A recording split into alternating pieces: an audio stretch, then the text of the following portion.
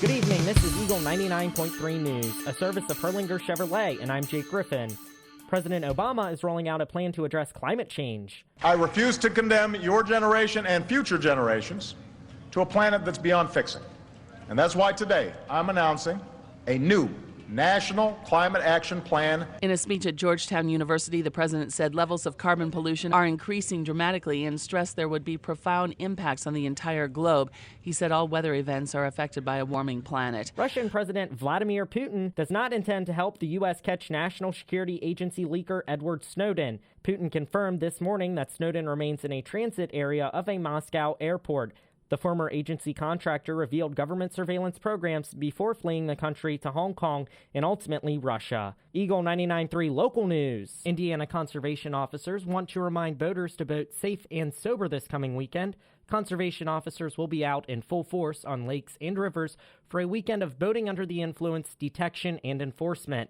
With boating under the influence continuing to be a major factor in accidents and deaths on our nation's waterways, thousands of officers with local, state, and federal agencies will again team up for Operation Dry Water in a coordinated effort to be on the water providing heightened enforcement and awareness about the dangers of boating under the influence of drugs or alcohol. Nationally, 17% of boating fatalities involve alcohol use.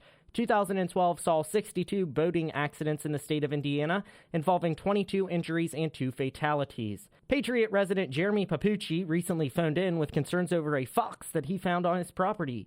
Eagle 99.3's Mike Perleberg has more. During what is normally an opportunity to pause and appreciate the nocturnal animal's beauty, Jeremy became concerned when he saw a plastic jar stuck on the fox's head. He said he was worried that it might die of dehydration. You can see video of the fox on our website at eaglecountryonline.com. Papucci says he spent most of the afternoon tracking the fox through the woods surrounding his home, trying to capture it and remove the jar.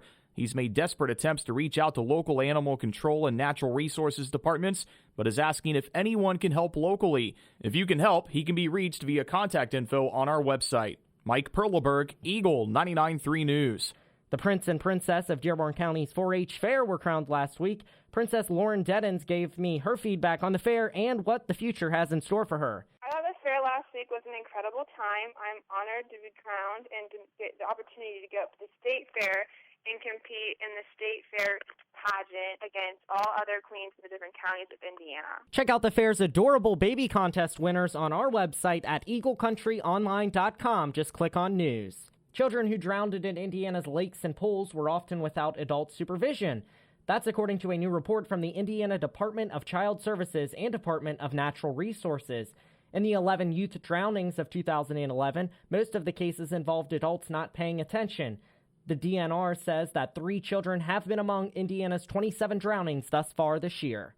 If you see news happening, call us toll-free at 888-537-WSCH. And for more local news, go to eaglecountryonline.com. This news is a service of Hurlinger Chevrolet. I'm Jake Griffin.